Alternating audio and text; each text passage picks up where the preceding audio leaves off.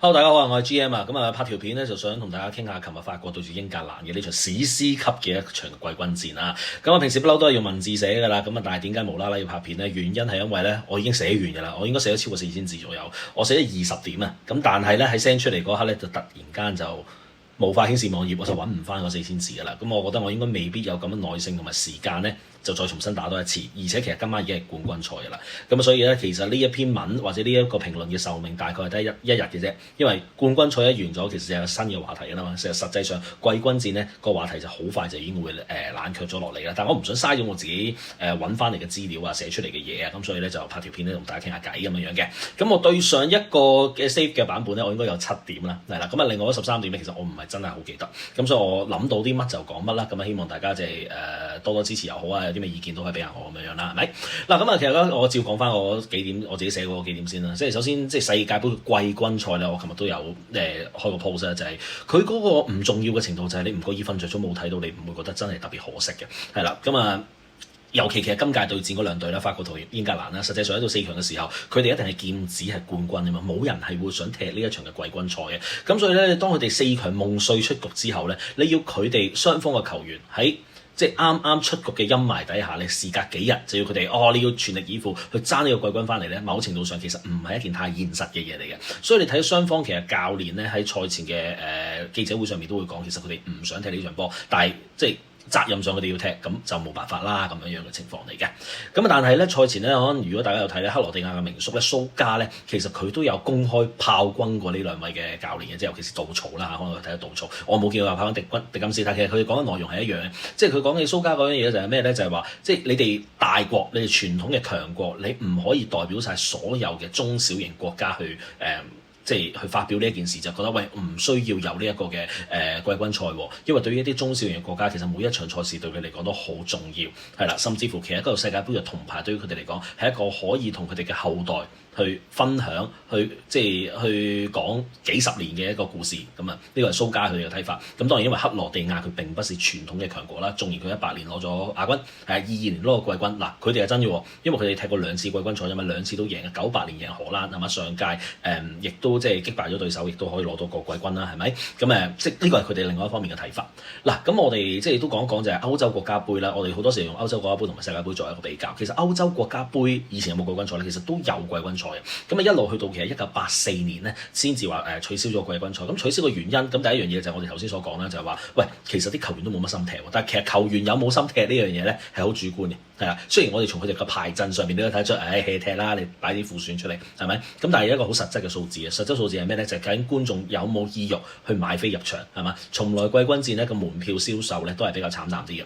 咁另外其實收視率都係相對上比較低啲嘅。咁所以就去到咁上下，即係歐洲國家杯嗰陣時，佢哋講既然係咁啦，咁不如唔好搞啦，係咪？無謂再踢多一場賽事啦。所以84年之後咧就冇咗呢一個嘅季軍賽。咁但係喺 FIFA 世界咧，喺佢哋眼中賺得一場得一場啦，係嘛？咁尤其是佢哋係打包成個 package 噶嘛。咁你冠軍賽前呢個歐洲國家杯都面對，因為冠軍賽前其實僅有1-2日時間係空檔噶嘛，即係你始終起碼隔3日啦，係嘛？咁填埋佢咯呢件事係嘛？咁所以咧FIFA 就一路都有呢個季軍賽嘅存在。咁同埋如果你再加埋啲咩咧你爭嗰啲咩神射手啊咩不嬲都踢埋呢場啦。但係呢個我覺得比較小事嘅，因為以前都冇48隊啦，係嘛？你以前方婷嘅年代係嘛？即係好難比較，係啦，尤其是又繼續以前比較大開大合啲啦，係嘛？進攻為主啦，防守係冇咁壓迫性啦，係嘛？即係好多時候進攻球員獲得嘅空間會比較多啲，以前入球嘅自然就會多啲啦，係咪？咁但係即係最主要，其實一路以嚟歐洲國家杯冇季軍賽嘅原因係同即係佢個受歡迎程度錢其實有關係嘅。咁如果我哋攞翻今屆嘅世界盃嘅季軍為例咧，即係睇翻啲賽前嘅消息咧，賽前嘅36個鐘頭咧，其實所講仲有幾多張飛未賣，仲有成7000張飛未賣。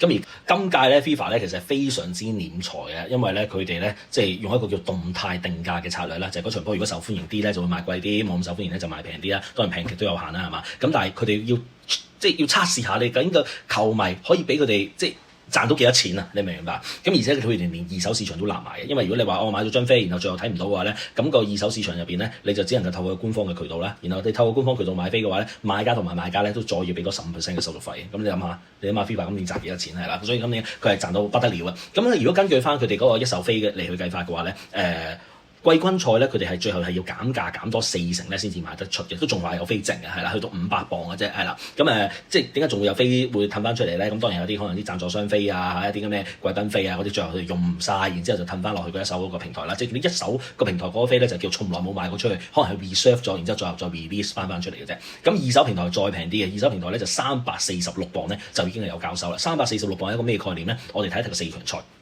4強賽咧，即係法國對西班牙。法國對西班牙咧，以我認知咧，講緊最平咧，好似都係要1300蚊美金，係啦。阿根廷對英格蘭梗係唔使講，英格蘭咁受歡迎係咪？消費能力咁高，阿根廷有美斯。聽講嗰場波最平嘅波飛，最後去到接近2700定2800蚊美金，即係約莫係等於呢場季軍賽嘅二手價嘅1/6。法國嗰場就大概等於1/3。咁你可以睇得出啦，季軍賽係幾咁唔受重視咧，係咪？係啦。咁畢竟咧講真啦，場波好唔好睇？講啲季軍通常嗱，如果你入波多定少去定義好唔好睇咧，季軍賽一定好睇。但係場波好唔好睇咧，其實係唔夠佢背後帶嚟嘅榮耀係重要嘅。咁所以決賽雖然有可能係悶戰，雙方膠着啊咩1-1、0-0咁樣嘅，係啦，上半場45分鐘一定冇波入嘅，有好多時候啲決賽都係咁樣噶嘛。但係佢雖然唔夠季軍賽咁有娛樂性，但係冠軍誰屬咧呢樣嘢先至係即係各大球迷其實最關心嘅事情嚟嘅。咁當然啦，我哋作為安坐家中嘅球迷咧，其實唔需要諗咁多嘢嘅。通常係諗啲咩啊？今晚睇唔睇啊？係嘛？使唔使瞓陣先啊？因為琴日5點鐘啊，使唔使瞓陣先啊？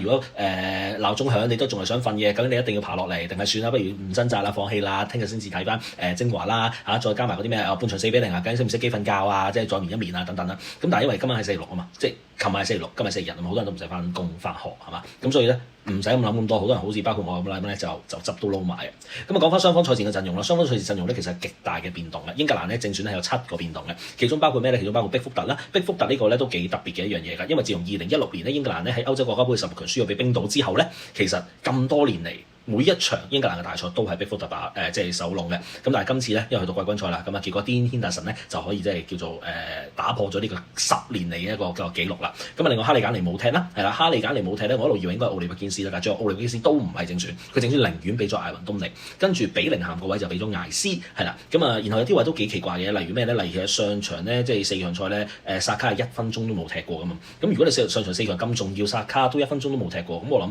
你應該唔係太 fit 啦，係嘛？咁但係結果呢場賽事佢正選上陣，踢足90分鐘，再大演埋帽子戲法。咁究竟上場賽事佢嗰個健康水平係點樣咧？定係真係本身係諗住留力決賽，而最後變咗留力季軍賽咧，係咪？咁迪勤懷斯連續2場迪勤懷斯我之前應該有腸胃炎嘅，仲有少少嘅受傷啦，係啊，迪勤懷斯連續2場都係踢唔夠90分鐘嘅，提早俾人換咗落場嘅，但係迪勤懷斯呢場又踢足嘅喎，2分鐘已經入咗波嘅咯，係咪啊？仲踢足90分鐘嘅喎，咁有啲咁樣啦，咁再包括埋福仔啦、昆沙啦、江沙啦等等，咁換咗7個人嘅。咁去到法國嗰邊，條後防線除咗龍門之外，另外4個位全部換晒後備嘅。咁防中位就變咗艾馬利踢啦，係啦，咁就冇用到曹亞文尼啦。咁另外就大家好想睇佢踢正選啦，尤其是英超球迷好想睇佢踢正選嘅卓基踢正選啦，係啦，丹比利就擺咗喺後備席啦。咁另外就仲有巴高拿同埋杜爾嗰邊咧，就似係每人踢1場嗰種狀態。咁如果以中前場嚟計法咧，法國咧係冇改變咁多嘅。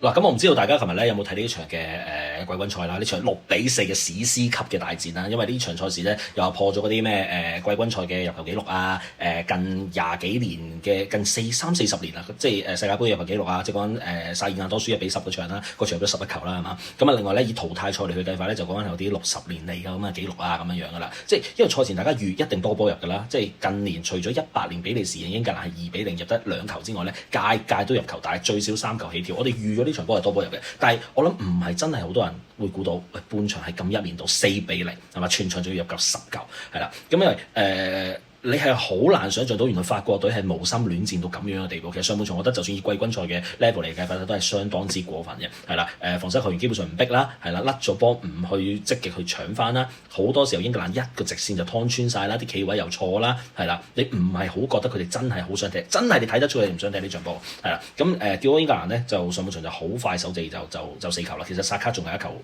越位入球㗎嘛，係嘛？好一面倒嘅大屠殺嚟，咁啊。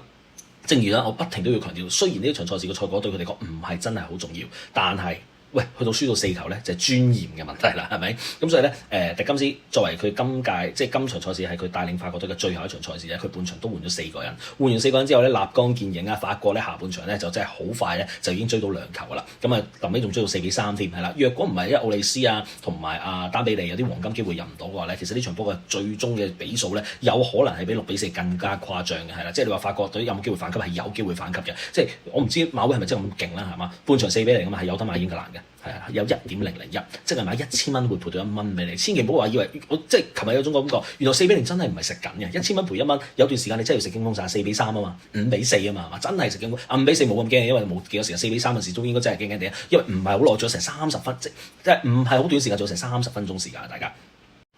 咁啲球迷咧，其實睇完琴日上半場咧，即係我睇啲網上面嘅評論都有咁講嘅，即係有啲英格蘭嘅死忠球迷佢哋會覺得，哇！如果好似4強，即係好似琴日嘅上半場咁樣踢啊，英格蘭就搞掂啦咁樣樣。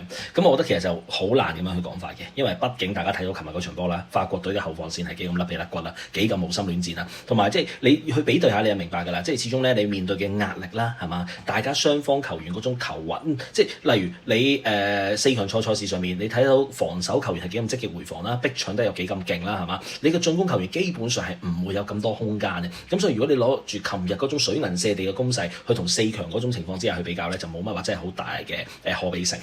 不過你話如果真係4強嗰邊嘅話咧，嗰場賽事要加多少少嘢去講，都有嘢講嘅，係啦。就係我認為我部分有嘢認同杜曹，當然我認為責任大多數都係杜曹嗰度啦，係嘛？我其實竟然同法比加斯嗰種講法就係，我作為喺場上面嘅球員，當你主帥係換入咗一個防守球員而換出咗一個進攻球員，我作為場上面嘅球員，我會感覺係咩？我會感覺就係教練應該係想我哋踢得保守啲咯，係啦。咁當然杜曹有講一樣嘢都係啱嘅，就係喺領先之下，其實佢都未開始換人，英格蘭自己都已經縮咗啦。咁呢個自己都縮咗嗰樣原因係咩咧？就我認為咧，英格蘭係冇一個自己贏嗰個嘅習慣，冇贏嗰個嘅文化，係啦。我認為4強嘅分子，英格蘭、法國、阿根廷、西班牙，係得英格蘭咧係會領先1球之後咧，突然間會完全改變打法，會變成一個極保守嘅打法。我認為其他個3隊都唔會咁做，係啦。咁而原因第一樣嘢就係我覺得佢哋冇佢哋嘅足球哲學，係啦。即係西班牙由細到大嘅梯隊都係踢緊4-3-3、4-2-3-1，保持控球在腳呢一種。就算佢哋喺領先緊嘅情況之下，佢哋都唔會改變嘅，係啦。最多就係位置上面嚇，大家即係細微位可能會變，唔會突然間5後衞啊，然之後大幅地去踢翻低位，係冇呢回事出現嘅，係啦。即係西班牙係有佢哋自己嘅足球哲學，英格蘭係冇嘅。因為如果英格蘭係有，佢哋就唔會喺過去嘅20年入邊唔止一次請過外籍教練啦。你請得外籍教練係咩？就係你應該係以功利主義啊！功利主義就係我就係為咗個比數或者其他嘢唔重要嘅。咁杜曹就為咗個比數，最後佢賭輸咗咯。其實就叫賭輸咗，係啦。咁但係你話作為一隊足球強國，究竟應唔應該喺呢啲位置上面會踢得咁保守咧？其實我就唔係特別太認同嘅，係啦。因為通常喺咩情況之下咧，你先至會無啦啦轉死手咧？咁第一就係你踢少個咯，係嘛？即係英格蘭對墨西哥嗰場係踢得好保守，但係冇人怪佢啦。第一樣嘢當然因為贏咗啦，但係我認為就算佢冇贏到，最後應該係會怪紅牌嗰位球員咯，係嘛？而唔會怪呢一個嘅踢得保守咯，因為你踢少個，你要保持勝果，確確實實你係真係會踢得保守啲。第二種就係你認為你自己係比其他球隊嘅實力係低一等嘅，低一個等級嘅，我哋係弱隊，唔覺意偷咗一粒，哎呀咁所以咧我要睇得保守啲啊！如果唔係我守唔住啊，或者會俾你反擊啊咁樣樣，係啦。咁但係你問英格蘭同佢哋係咪真係低一級咧？我唔認同啊！即係喺紙面嘅實力，甚至乎你如果逐個稱都好啦，我都唔覺得英格蘭係弱啲嘅一方嚟嘅。但係喺佢哋嘅骨子裏個心態入邊咧，佢哋唔係慣常贏開嘅一隊國家隊，可能就會令到呢件事出現，就係話明明教練都未換人。係啦，佢哋本身自己就已經熟咗，再從教練換走埋哥頓啦，換多個後防入嚟啦，佢哋就更加覺得，喂，教練係應該要我哋守到尾喎，咁就越守越縮咯嚇。最後因為驚輸而最後輸咗，係啦。咁我覺得呢個就真係一個夢魘嚟嘅。你問我嘅話係啦，因為我以前成日做節目就強調一樣叫夢魘啊。咩叫夢魘啊？就係當你已經連續地係啦，達唔到你嘅目標係啦，連續地做唔到嘅時候咧，你每一次嘅做唔到咧，係會令到壓力越加越大嘅，係啦。即係以前利物浦聯賽冠軍、阿仙奴嘅聯賽冠軍係啊，你會發覺嘅未拎到之前，佢哋係面對過好多次就嚟拎到啦，但係喺最關鍵嘅位置，佢哋會甩碌係啊。今年其實阿仙奴都隨時甩碌嘅，只不過阿曼城比佢哋更加差啫嘛，係嘛？即係阿仙奴喺關鍵時候其實都有失分嘅。咁但係呢啲就係我成日講嘅夢魘咯。但係當佢哋可以跨過咗之後咧，佢哋係另外一個境界嚟嘅。如果以近年嚟去計法，國家隊都有㗎，荷蘭射親12碼都輸㗎嘛，係嘛？踢親決賽都輸㗎嘛，係啦。咁西班牙以前都係咁嘅，西班牙以前係嗰啲進攻能力好強嘅球隊，但係經常性喺大賽入邊表現都係好差嘅。until 去到幾時？until 咪去到08年啦，08年歐洲國家杯開始咯，開始終於識得贏，係啦，然後就延續落去。我甚至乎覺得意大利能力係咪比起以前差咗？呢個絕對嘅，係啦。咁但係意大利嘅能力係咪去到連呢個48強都未到唔到咧？我覺得唔係咯，呢個都係經過2次唔得之後，去到第3次個壓力係好大嘅一個情況之下啦，係啦。咁所以你問我覺得英格蘭個情形就係咁，佢哋缺乏一次可以真係贏啦。慣咗領先之後，係會俾人追和，甚至乎反勝，係啊，我覺得會係呢一個嘅情況嚟嘅。咁而講翻場波啦，即係去到70幾分鐘嘅時候咧，即係倒數頂唔順啊，係啊，又係嗰句，雖然佢係一場唔係好重要嘅季軍賽，係啦，但係輸咗4球啊嘛，所以迪金斯一定要換人啊嘛。而杜曹去到4-3，佢唔可以唔換啊，係啊，佢唔可以贏唔到呢場波。本身呢場波輸咗冇乜問題，係啦，但係如果呢場波係你領先4球之後輸咧，就好有問題，係啦，因為呢場波贏咗，你就係66年之後英格蘭喺世界盃嘅最佳成績，你可以攞呢一個嚟去繼續即係叫做咩保持住你嗰個履歷係啦，但係如果你領先4球，最後俾法國反擊嘅話，咁我相信你賽後係應該係會被瘋狂嘅後珠不罰嘅。你問我嘅話係啦，咁所以喺呢個時候佢忍唔住啊，佢始終就係換翻佢最信賴嘅人啦。而呢個喺賽前唔係佢最信賴，即係世界盃前啊，你去聽翻佢啲訪問啦，佢講比寧咸都唔係必然正選，我心比寧咸都唔係必然正選，喺邊個必然正選係啦，咁但係冇辦法，佢最後就係要派比寧咸，而比寧咸喺97分鐘都入咗一球相當之靚嘅一條龍入球嘅，係啦，咁最後咧就叫佢幫英格蘭奠定勝局咧，就係6-4嘅。而比寧咸自己咧，亦都成為咗英格蘭史上邊單一屆嘅世界盃入邊咧入波最多嘅球員。當然係嗰句啦，因為今年踢唔夠8場㗎嘛，係嘛。咁但係作為一個中場球員咧，可以做到呢個紀錄咧，都係非常之唔容易嘅。而我自己個人認為咧，即係足球嚟去計法，球星有好多，咁但係咧喺關鍵時候能夠用一己之力改變勝負嘅球員咧，其實唔係真係好多嘅啫。而比寧咸咧就絕對係屬於其中一位嘅，係啦，即係佢今年只係得23歲，仲要係嘛？佢大家睇到佢係大場面先生嚟嘅，基本上你唔會話去到即係關鍵時候佢會消失咗，佢關鍵時候佢可能有更加勁嘅加成，係啦。佢今年得23歲，我認為英格蘭未來嘅6至8年，按道理都應該係以佢為核心。係啦，要圍繞住佢去建立一支團隊去爭奪呢個無論世界盃又好歐洲國家盃都好啦，係啦。咁我甚至乎會覺得，因為我今日啱啱先知道啊嘛，阿摩根羅渣士就好似俾車路士搶咗啊嘛，係嘛？即係由維拉嗰邊係啦，講係1億1000幾萬鎊喎。而3年前嘅比寧咸去皇馬其實只係8850萬鎊啫，即係講緊基本嘅轉會費啦，唔計任何啲咩其他額外條款啦。咁我覺得比寧咸係好抵㗎，係嘛？億幾嘅摩根羅渣士勁唔勁？其實羅渣士勁，但係係咪去到比寧咸呢一種喺關鍵時候可以一己之力改變戰果嘅球員？我覺得未去到咯，係嘛？麥巴比又係呢種，係嘛？比寧咸就係呢種，係啦。咁麥巴比今年冇辦法啦，即係佢叫做梅開二度，係啦，10個入球，係啦，應該可以蟬聯呢一個嘅金靴獎，係啦，亦都係嗰個世界盃嘅歷史入波最多嘅紀錄嘅球員啦。如果美斯今晚冇波入嘅話，係啊，即係會係咁嘅情況。咁但係對比起法國攞唔到世界盃冠軍啦，係嘛？佢應該今年嘅金球獎亦都冇佢份啦，係啦。呢啲其實都只係好安慰嘅安慰獎嚟嘅啫，係啦。咁成場波都冇乜嘢特別，即係再要去講啦。如果你話我再要講嘅話咧，我覺得有幾樣嘢比較可惜啲嘅，係啦。第一樣嘢就係我睇唔到岡提啦或者簡迪啦出場啦，係啦。因為法國隊咧其實今屆嚟嘅計法咧唔計龍門，其實得2個人冇出過賽嘅啫。一個咧就係盧卡斯·香蘭迪斯，另外一個咧其實就係簡迪。佢完場嘅時候，我見到簡迪咧即係招牌笑容啦嚇，同啲隊友又好，對手又好攬嘅，即係擁抱嘅時候咧，我係好掛住簡迪嘅，因為我覺得法國隊陣中人才仔係啦，我覺得中場中就係爭咗全盛時候嘅簡迪，令到佢哋對住西班牙嘅時候咧，中場係處於劣勢。老實，全盛時候嘅簡迪，如果喺呢一隊嘅法國隊，究竟西班牙條中場線嗰3個係咪真係爭得贏咧？我係唔敢肯定啊！即係因為我全盛嘅簡迪實在太犀利，係我啲掛住佢。當然我知道而家嗰個已經唔係以前嗰個佢啦，否則迪金斯唔會唔派佢出場啦，係嘛？但係好掛住佢咯。你問我嘅話，咁另一個比較可惜嘅咧就係英格蘭嘅明內啦，係啦，原因係因為明內咧就似乎係英格蘭陣中唯一一個係啦非龍門嚟嘅咧，唯一一個最後係冇出過賽嘅球員嚟嘅，係啦，幾神奇嘅一件事，因為通常去到季軍賽咧，你就會安排一啲二線球員啦，係啦，如果你去到3線嘅咧，好似查洛巴咁樣咧，係啦，查洛巴補時階段都有機會掂下個草皮，係啊。作為英格蘭，除咗明內之後，最後一個係啦，有份踢世界盃嘅球員啦，係啊，因為查巴係最後補選噶嘛，係啦，但係佢就係第23個咯，係第23個咯，第24個，sorry，第24個係啦，因為第3號龍係第25個嘛，明內係第26個嘛，係第24個有份出賽踢今屆世界盃嘅球員咯，即係你出查洛巴你都唔出明內啊嘛，而明內仲要去到咩？明內係今場波話係有傷，係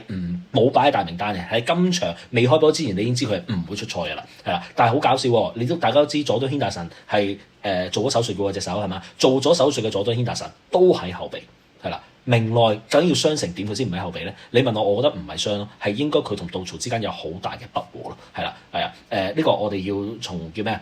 因為杜曹未來2年都仲會教噶嘛，咁我哋就即管睇下未來嘅2年究竟明內有冇份入選或者受唔受重用，我哋大概知咩事。我係覺得有啲可惜嘅，因為我覺得呢個係切私怨多啲，係啦。咁賽後啦，大家就見到雙方球員咧，其實就都非常之友善嘅，係啦，咁啊，而且咧就有幾位英格蘭球員同埋法國球員咧就攬埋一齊咧，就一齊做祈禱嘅。咁啊，有關嘅畫面咧，就好多嘅媒體都大肆宣揚噶啦，即係講呢個就係足球之美啊，係啊，即係勝負啊第二啊，即係友誼啊第一啊之類嘅。我唔完全認同，係啦，原因係咩咧？係因為呢場勝負唔重要啫。即係如果呢場係冠軍戰嘅話，我相信完場之後係唔係咁樣樣，只不過因為呢場係季軍戰，係啊，呢場係一場最高級嘅友誼賽。所以賽後真係友誼第一，係啦，咁啊大家就即係攬埋一齊啦，而且攬埋一齊咧，除咗烏麥迪簡奴之外咧，其實大部分就係英超嘅球員咯，仲有好多其實水晶宮嘅球員咯，有邊個萊確斯咯，係嘛？跟住馬迪達咯、薩卡咯、古希咯、查洛巴咯、艾斯咯，好多仲係水晶宮底添，係啦，即係佢哋全部都係虔誠嘅基督徒啦，係啦，而且即係同種族咁樣樣啦，即係所以咧佢哋即係攬埋一齊特別有嗰個感覺係啦，咁但係我覺得最基本嘅原因係因為呢場賽事並不是一場勝負關鍵好重要嘅賽事，呢個先係最重要嘅，係啦。咁同埋就係雙方嘅球員實在太多，互相之間係認識，甚至乎有係球會隊友啦，你諗下薩利巴、萊斯係嘛？即係你見好多攬埋一齊嘅實際，喂 friend 過打 band 啦係嘛？會係呢個情況嘅，係啦。咁呢個咧就我就住即係英格蘭啦對住法國嘅呢場季軍賽嘅一啲嘅想法啦，可能係有少少長氣嘅，希望大家就唔好見怪係啦。咁啊，至於今晚咧就希望有場好波啦，西班牙對住阿根廷啦，無論邊隊贏波咧都係好睇㗎啦，即係你話阿根廷贏咁咧，美斯已經可以蟬聯衛冕世界盃冠軍，我覺得幾恐怖嘅一件事。因為我好多話22年前嘅美斯咧喺阿根廷國家隊咧係冇人讚嘅，基本上係啦。22年後好似開咗掛咁樣啦，如果以文字上面係忽然間好似去咗另一個領域咁樣樣，係啊。咁至於西班牙咧，即係縱然今屆咧西班牙咧係令我唔見最多錢嘅球隊啦，因為我好多場都係西班牙末段時間係啦將我和波搞掂咗啦，係嘛？咁啊，但係呢場決賽上面你問我都會覺得西班牙係。即係應該咁個關鍵就係西班牙入唔入到波，時間越耐對阿根廷越有利，因為阿根廷打加時係特別犀利嘅，射12碼亦都明顯強過西班牙嘅。咁但係西班牙防守能力好高，咁所以西班牙只要攻入到第一球，我個人認為西班牙並唔會好似阿根廷過去對嘅對手咁樣樣咁容易被反擊。原因係因為西班牙有自己嘅足球哲學，而且佢以控球為先。我認為阿根廷如果落後咗要搶到佢波唔容易。阿根廷如果呢場要贏，佢哋係要做入波先嗰隊，佢哋唔可以再係咁樣後追咯。係啊，咁呢個就係我自己個睇法。好，唔該晒，拜拜。